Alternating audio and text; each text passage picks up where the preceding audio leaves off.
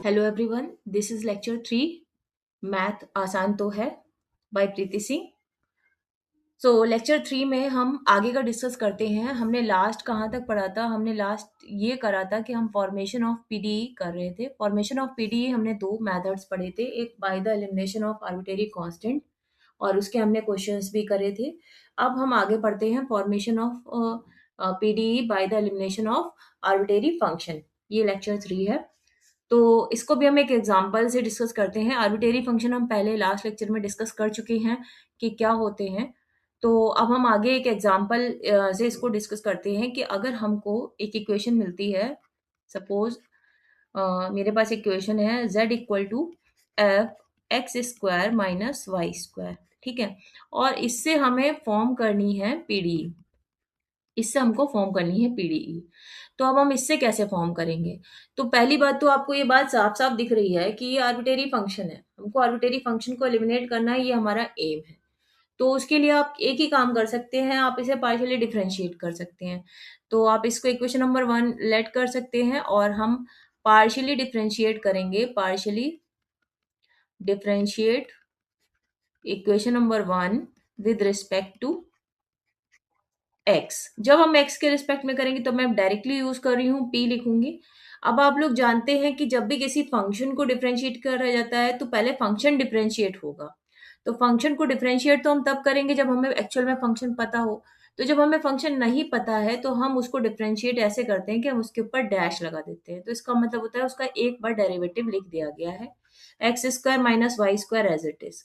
अब अगर अंदर वाली वैल्यू जहां पे x होना चाहिए वहां पर x ही है तो हम आगे नहीं करते। लेकिन अगर हमारे पास यहाँ पर x नहीं है, x square minus y square है, तो इसका अगेन पार्शियल डेरिवेटिव निकाला जाएगा x के रिस्पेक्ट में, x square minus y square का। तो अगर हम p देखें तो बनेगा क्या, f dash x square minus y square. और ये बनेगा हमारे पास 2x, क्योंकि y तो हमारे लिए कांस्टेंट है। ठीक है। इसको हम इक्वेशन नंबर 2 मान लेते हैं। ये बात अगर किसी को क्लियर नहीं हो कि f dash x square minus y square के बाद दोबारा ये क्यों लिखा गया है, तो आप लोगों को पता होगा कि जब हम डिफरेंशिएशन करना सीखते हैं तो अगर हमारे पास साइन एक्स का डिफरेंशिएशन करना है, हमको D over D x of sine x करना है, तो हम इसको डायरेक्टली लिख देते हैं कि ये कॉस एक्स होगा। लेकिन अगर हम D over D x of sine 2x करते हैं तो इसको करने का क्या तरीका होता है, हम एज्यूम करते हैं कि ये साइन एक्स है। तो साइन एक्स का हम कॉस एक्स की तरह एज इट इज लिख देते हैं। एक्स को हम मतलब 2x को हम एक्स की तरह एज्यूम करते हैं। बट 2x एक्स नहीं था, इसलिए 2x को दोबारा डिफरेंशिएट किया जाता है, जिसकी वजह से यहाँ पर आगे 2 लिखा जाता है। तो यही रूल हमको सब जगह फॉलो करना होता है। अब हम सेम दूसरा काम करेंगे, partially differentiate equation number 1 with respect to y।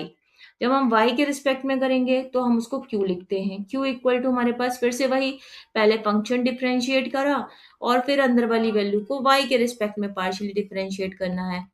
तो अब जब अंदर वाली वैल्यू y के रिस्पेक्ट में पार्शियली डिफरेंशिएट होगी तो वो लिखी जाएगी q equal to f dash x square minus y square into minus का 2y। इसको हम इक्वेशन नंबर 3 मान लेते हैं। अब मेरे पास दो इक्वेशंस हैं। एक तो हमारे पास ये इक्वेशन है 2 और एक इक्वेशन हमारे पास 3 है। अब हमको ये दोनों ही देख के ऐसा सोचना है कि एम हमारा है जो आर्बिट्रेरी फंक्शन है उसको एलिमिनेट करना। तो हम क्या समझ पा रहे हैं, हम आर्बिट्रेरी फंक्शन को कैसे एलिमिनेट कर सकते हैं? अगर हम इक्वेशन नंबर 2 और 3 को डिवाइड कर दें, तो इक्वेशन नंबर 2 और 3 को हम डिवाइड कर दें, अगर 2 डिवाइड बाई 3, तो हमारे पास बनेगा p upon q equal to f dash x square minus y square into 2x और divide by f dash x square minus y square minus 2y। तो अब देखो क्या पूरा पूरा ये कैंसिल आउट हो गया और 2 से भी 2 कैंसिल आउट हो रहा है, तो इसको भी हमने कैंसिल कर दिया। हमारा एम तो यही था ना कि हमें आर्बिट्रेरी फंक्शन हटाना है, तो वो हटा दिया। अब हम इसको क्रॉस मल्टीप्लाई अगर करें तो ये बन रहा है q x plus p y equal to 0। ये मेरे पास एक इक्वेशन फॉर्म होके आ गई और ये एक्चुअली में पीडीई बन गई है और इसमें हमारे पास आर्बिट्रेरी फंक्शन नहीं बचा हुआ है। तो ये हमारा एक बहुत बढ़िया एग्जाम्पल है। एक इसी तरह से एक दूसरा एग्जाम्पल भी हम डिस्कस करते हैं, क्वेश्चन नंबर 2। सपोज हमारे पास एक इक्वेशन है, f equal z equal to phi x into psi y. ठीक है, ये हमारे पास इक्वेशन है। अब अगर हमको इसको सॉल्व करना है, तो उसको सॉल्व करने के लिए पहले तो हम इसका partially derivative with respect to x निकालेंगे। तो अगर हम एक्स के रिस्पेक्ट में निकालेंगे तो p इक्वल टू, क्योंकि हम एक्स के रिस्पेक्ट में निकलेंगे तो psi dash phi dash x और साइड डैश वाई उसके साथ मल्टीप्लाई में था, इसलिए हमने उसको लिख दिया। प्लस में होता तो वो जीरो हो जाता। ठीक है, इसको इक्वेशन नंबर हम वन मान लेंगे। फिर हम partially differentiate with respect to y करेंगे, तो हम क्यू लिखेंगे। तो हमारे पास pi x as it is रहेगा और साई में डैश लग जाएगा। अब प्रॉब्लम ये है कि equation number one and two दोनों को ही देख लो आप, लेकिन किसी को भी डिवाइड करने से या किसी भी तरीके से ये हमारे दोनों हट नहीं सकते। लेकिन एक चीज है, अगर हम इनको आपस में मल्टीप्लाई करें तो हमारा z क्रिएट हो सकता है फिर से। तो अगर हम क्या करें, इक्वेशन नंबर वन और टू को मल्टीप्लाई कर दें, तो एक साइड तो हमारे पास पी क्यू बन जाएगा, एक साइड बन जाएगा हमारे पास फाई एक्स और साई वाई। और सारे मल्टीप्लाई में ही लिखने हैं, इसलिए मैं थोड़ा सा इनको इस तरह लिख दे रही हूँ कि डैश वाले एक साथ मल्टीप्लाई में लिख दिया, नॉर्मली वाले एक साथ लिख दिए। इससे फायदा क्या हुआ कि हमारा ये आगे वाला पार्ट z बन गया। लेकिन अभी भी प्रॉब्लम ये है कि अभी मेरे पास दो डैश में फाई और साई मल्टीप्लाई फॉर्म में नहीं है।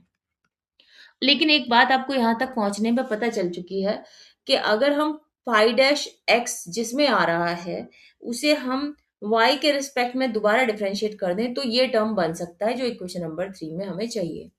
तो हम क्या करें, कुछ भी कर सकते हो आप। इक्वेशन नंबर टू को वाई के रिस्पेक्ट में कर दो, या फिर इक्वेशन नंबर वन को हमारा वाई के रिस्पेक्ट में कर दो। इक्वेशन नंबर टू को एक्स के रिस्पेक्ट में कर सकते, इक्वेशन नंबर वन को वाई के रिस्पेक्ट में कर सकते। तो हम इक्वेशन नंबर वन को partially differentiate with respect to y करने जा रहे हैं। ठीक है, तो अब हमारे पास क्या आएगा, हमारे पास ये बन के आ जाएगा del p upon del Y.